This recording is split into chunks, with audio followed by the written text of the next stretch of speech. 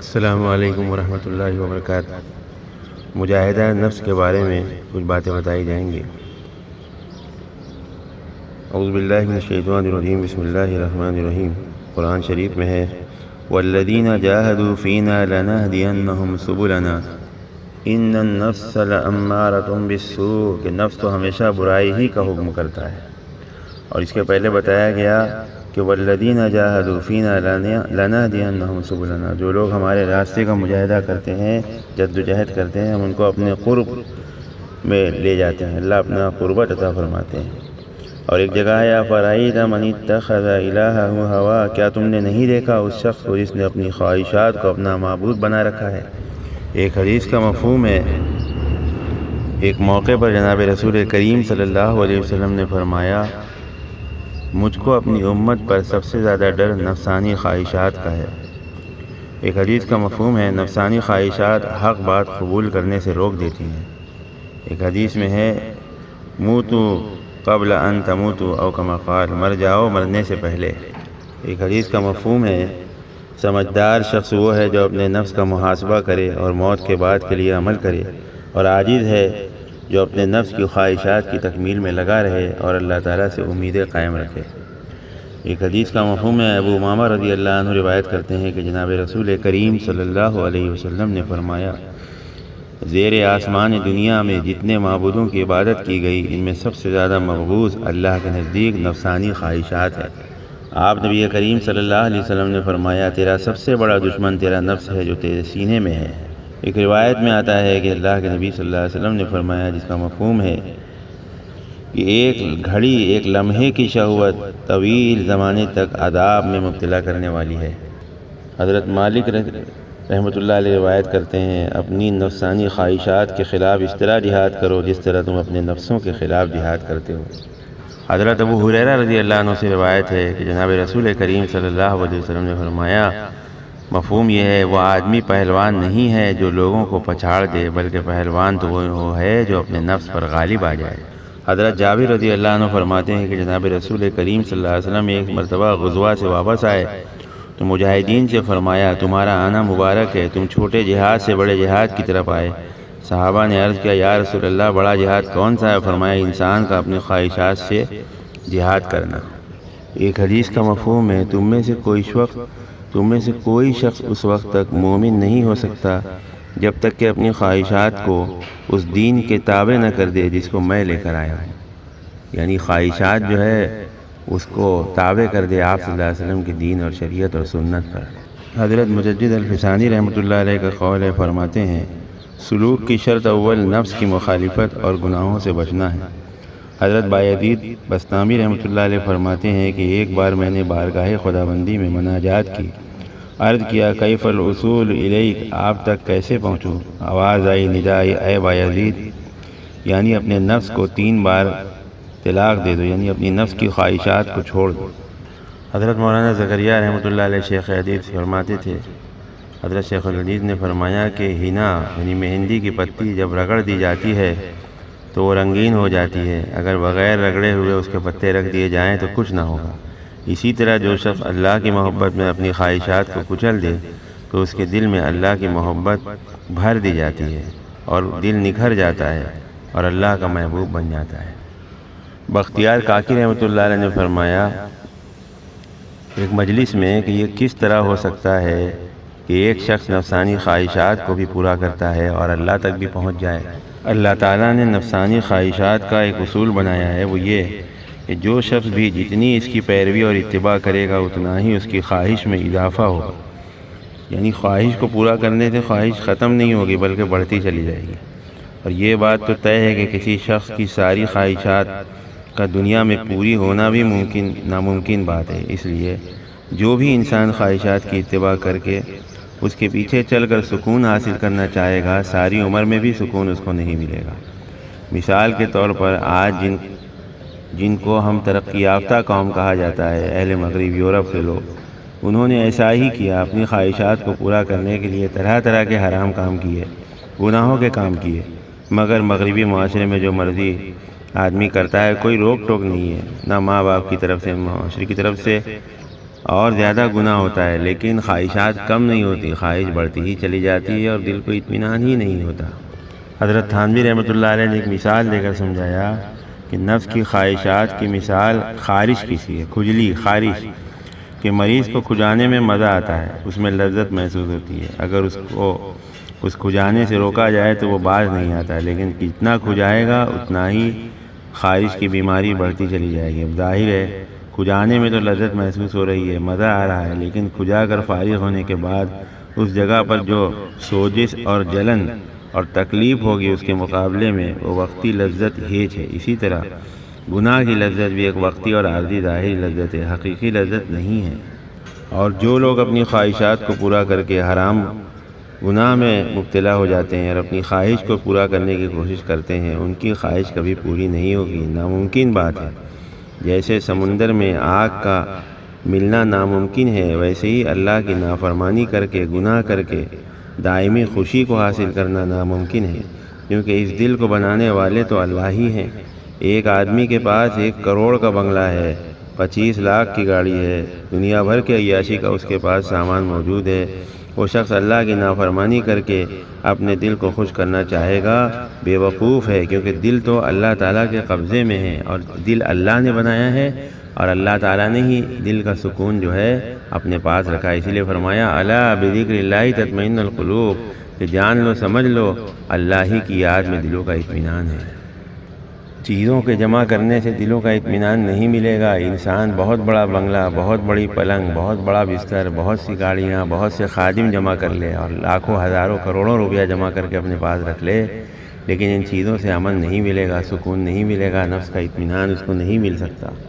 کیونکہ اللہ تعالیٰ نے اطمینان تو اپنے قبضے میں رکھا ہے نا۔ نیند کی گولیاں کھائیں گے لیکن نیند نہیں آئے گی نا۔ بیماری جو دور نہیں ہوتی، بیماری دواؤں سے دور نہیں ہوتی، بلکہ اللہ کے حکم سے دور ہوتی ہے، شفا اللہ کے ہاتھ میں ہے۔ یہ نفس کمزور ہے، لیکن ساتھ یہ بات سمجھ لینے کی ضرورت ہے، اگر کوئی شخص مشقت اور تکلیف کے باوجود ایک مرتبہ ڈٹ جائے کہ چاہے کتنی ہی مشقت اور تکلیف آ جائے، دل پر آرے چل جائیں، تب بھی میں گناہ نہیں کروں گا، جس دن یہ شخص نفس کے سامنے ڈٹ گیا، بس اس دن سے یہ نفسانی خواہشات خود بخود کمزور پڑنی شروع ہو جائیں گی۔ یہ نفس اور شیطان کمزور کے اوپر شیر ہیں، اور جو اس کے سامنے ڈٹ گیا اس کے سامنے بھیگی بلی ہیں، اور اس کے تقاضوں پر چلتا رہے گا، اس پر یہ نفس غالب آتا جائے گا۔ جو شخص اس کے ایک مرتبہ پکا ارادہ کر لے کہ اس کے سامنے ڈٹ گئے کہ اب میں کوئی گناہ نہیں کروں گا، شیطان کی بات نہیں مانوں گا، نفس کی خواہش پر نہیں چلوں گا، گناہوں پر نہیں چلوں گا، تو یہ نفس ایک دم کمزور ہو جاتا ہے۔ شروع میں گناہ چھوڑنے میں تکلیف ہوتی ہے، آہستہ آہستہ اور کم تکلیف اور کم تکلیف، اور کرتے کرتے ایک دن وہ تکلیف ختم ہو جاتی ہے، نفس عادی بن جاتا ہے، اور بعد میں نفس اتنا ترقی کرتا ہے کہ نفس المطمئنہ بن جاتا ہے کہ اس کی خواہش گناہوں کی نہیں ہوتی، پھر وہ اللہ کی راضی، اللہ تعالیٰ کی خوشنودی والے کاموں میں ہی اس کو اچھا لگنے لگتا ہے۔ اس کے بارے میں ہے کہ اللہ نے فرمایا نا، یا ایتھا النفس المطمئنہ ارجعی الی ربک راضیۃ مرضیہ، اے اطمینان پانے والی نفس، چل اس رب کی طرف جو تجھ سے راضی اور تو اس سے راضی۔ حضرت سلیمان علیہ السلام کا قول ہے، جو شخص اپنی خواہشات پر قابو پا لیتا ہے وہ اس شخص سے زیادہ طاقتور ہے جو کسی شہر کو اکیلے فتح کر لے۔ حضرت عمر رضی اللہ عنہ کی نصیحت ہے، حضرت عمر رضی اللہ عنہ فرماتے ہیں، تم اپنے نفس کا محاسبہ کیا کرو، پہلے اس کے کہ تم سے حساب لیا جائے، اور اپنے نفسوں کا وزن کیا کرو، پہلے اس سے کہ تمہارا وزن کیا جائے، یعنی قیامت کے دن، کیونکہ آج کا حساب کر لینا آسان ہے، قیامت کے دن حساب دینے سے اور خود کو بڑی پیشی کے لیے سنوار لو، جس دن تم پیش کیے جاؤ گے تمہاری کوئی غلطی تم سے پوشیدہ اور چھپی ہوئی نہیں رہے گی۔ ایک اللہ والے کا قول ہے، نفس میں اور نفس ایک چرواہے اور بھیڑوں کی مثال ہے، بھیڑوں کے جھنڈ کی، جب کبھی ایک جانب سے ان کو ہانک کر لاتا ہوں تو دوسری جانب دوڑ جاتا ہے، یعنی میں نفس کو کسی ایک لذت سے روکتا ہوں تو کسی دوسری لذت کی جانب مڑ جاتا ہے۔ اللہ تعالیٰ نے مخلوق کو 3 قسم پر پیدا فرمایا، فرشتوں کو پیدا کیا، ان میں عقل رکھی مگر ان میں شہوت نہیں رکھی، جانوروں کو پیدا کیا، ان میں شہوت رکھی مگر عقل نہیں رکھی، عقل کم ہے انسانوں کے مقابلے، انسان کو پیدا کیا، ان میں عقل شہوت دونوں رکھی، خواہشات بھی رکھی۔ اب جس انسان کی عقل پر اس کی شہوت غالب آ جاتی ہے وہ جانوروں سے بدتر ہے، اور جس مسلمان کی شہوت پر اس کی عقل غالب آ جاتی ہے وہ فرشتوں سے بہتر ہے۔ بزرگوں کا قول ہے کہ خواہشات بادشاہوں کو غلامی کی زندگی تک پہنچا دیتی ہے، اور گناہوں سے بچنا، صبر کرنا غلاموں کو بادشاہت کے مقام تک لے جاتا ہے۔ یوسف علیہ السلام کا واقعہ بھی ہم دیکھ لیں۔ حضرت شیخ منیر رحمۃ اللہ علیہ نے فرمایا، میں نے لاکھوں کتابیں دیکھی ہیں اور ایک نچوڑ نکالا، اور کہتے ہیں اپنے نفس سے کہتا ہوں، اے نفس اگر تو عبادت کرتا ہے تو خالص اللہ کے لیے عبادت کر، ورنہ اس کا دیا ہوا رزق چھوڑ دے۔ اور نمبر 2 میں اے نفس جو کچھ اللہ نے قسمت میں لکھ دیا ہے اس پر راضی ہو، ورنہ اللہ کو چھوڑ کر کوئی دوسرا خدا تلاش کر لے۔ نمبر 3 اے نفس جس چیز سے اللہ تعالیٰ نے مجھ کو منع فرما دیا ہے اسے بعد رہے، ورنہ اس کے ملک سے نکل جا۔ اور نمبر 4 اے نفس اگر تو کسی گناہ کا ارادہ کرے تو پہلے ایسی جگہ تلاش کر لے جہاں تجھ کو اللہ کے علاوہ کوئی نہ دیکھے، ورنہ گناہوں کی خواہش کو چھوڑ دے۔ ایک اللہ والے جناب ابراہیم تمیمی رحمۃ اللہ علیہ کا قول ہے، میں نے اپنے نفس کے سامنے جنت کی مثال پیش کی، اس کے پھل، اس کا کھانا، اس کی نہروں سے پانی کا پینا، اس کی پاکیزہ عورتیں، اس کے محل، اس کی سواریاں اور ان کی نہریں، یہ سب کی مثالیں پیش کی۔ پھر میں نے اپنے نفس کو جہنم کی تفصیل سنائی، جہنم کا عذاب، جہنم کا کھانا، جہنم کا پیپ، اس کی بھاری زنجیریں، اس کے طوق، اس کے پہاڑ اور اس کے سانپ بچھو، میں نے سب کچھ اس کو بتایا۔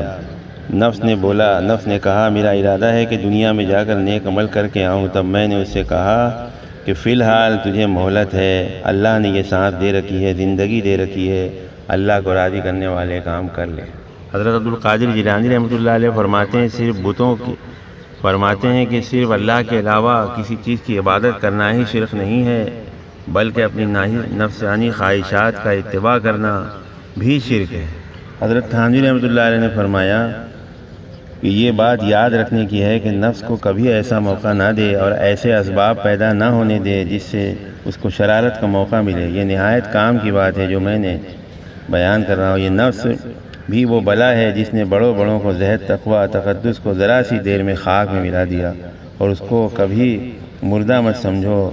بعض وقت یہ اسباب نہ ہونے کی وجہ سے نفس دبا رہتا ہے، مگر جب اس کا ماحول گناہوں کا مل جاتا ہے تو نفس ایسا ہو جاتا ہے کہ پھر زندہ ہو جاتا ہے، پھر خواہش پوری کرنے میں لگ جاتا ہے۔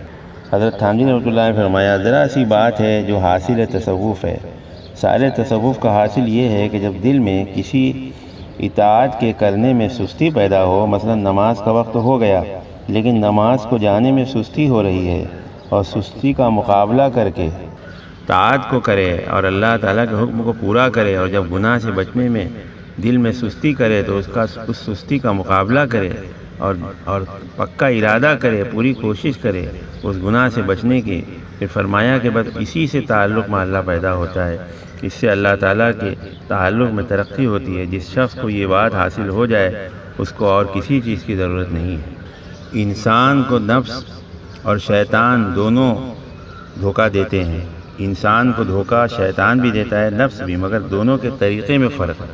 شیطان کسی گناہ کی ترغیب اس طرح دیتا ہے کہ اس کی تعویل پیش کرتا ہے کہ یہ کام کر لو، اس میں دنیا کا یا دین کا فلاں فائدہ ہے، فلاں مصلحت ہے۔ جب کسی گناہ کے لیے تعویل اور مصلحت دل میں آئے تو سمجھ لو یہ شیطان کا دھوکہ ہے، اور نفس گناہوں کی ترغیب اور لذت کی بنیاد پر دیتا ہے، کہتا ہے کہ گناہ کر لو، بڑا مزہ آئے گا۔ جب کسی گناہ کا خیال لذت حاصل کرنے کے لیے آئے تو سمجھ لو یہ نفس کا دھوکہ ہے، اور شیطان کی ضرورت نفس شیطان کے دھوکوں ہی سے بچنے کے لیے ہوتی ہے۔ اسی لیے ایک بزرگ فرماتے ہیں کہ نفس کسی اچھی چیز کے کھانے کی خواہش کرے اور کسی لذت کو چیز کو حاصل کرنے کی خواہش کرے تو فرمایا اس کو، ایک اللہ والے فرماتے ہیں میں اس کو کہتا ہوں ہاں میں یہ چیز دوں گا، لیکن تجھے اتنی رکعت نماز بھی پڑھنی پڑے گی، تجھے اتنا صدقہ بھی کرنا پڑے گا۔ تو اس سے کیا ہوگا کہ اپنے اوپر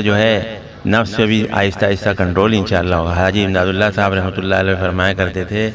کہ نفس کو میں بہت زیادہ روکتا نہیں، بلکہ میں نے یہ بات طے کر لی ہے کہ نفس کو خوب کام کرو، خوب تھکو، نفس کو خوب تھکاتا ہوں اور خوب کام لیتا ہوں، اور اسے خوب کھلاتا پلاتا بھی ہوں، کیونکہ کام بھی اسے لینا ہے۔ لہذا جو ہے خوب نعمتوں میں بھی اگر انسان رہے لیکن وہ پھر اتنی زیادہ عبادت بھی کرے، کیونکہ حدیث کے مفہوم میں بھی آتا ہے کہ اللہ جل شانہ جس کو زیادہ نعمتیں دیتے ہیں پھر اللہ جل شانہ کا مطالبہ اسی طرح ہوتا ہے، اس دنیا میں جسے کم ملا تو اللہ تعالیٰ اس کی تھوڑی نیکی پر راضی بھی ہو جاتے ہیں۔ اور سب سے بڑی بات یہ ہے کہ ہم اللہ تعالیٰ سے دعا بھی مانگیں۔ حدیث میں بھی آیا ہے کہ اللہ ہمیں گناہوں سے بچا، اے اللہ ہمیں نفس کے فتنوں سے بچا۔ اللہ تعالیٰ ہی سے مانگنے سے ہوگا، اچھی صحبتوں میں رہے، اللہ والوں کے پاس بھی جائیں، اللہ کے راستے میں جماعتوں میں بھی نکلیں۔ آدمی جب اللہ کے راستے میں نکلتا ہے تو ان کے نفس امیر کی اطاعت میں رہتا ہے، مسجد کی چار دیواری میں رہتا ہے، اور نفس کی اطاعت امیر کی اطاعت کرتا ہے تو نفس پہ اللہ تعالیٰ اس کو کنٹرول عطا فرماتے ہیں۔ بہت تربیت ہوتی ہے، بہت تربیت ہوتی ہے۔ اللہ تعالیٰ ہم سب لوگوں کو عمل کی توفیق عطا فرمائے۔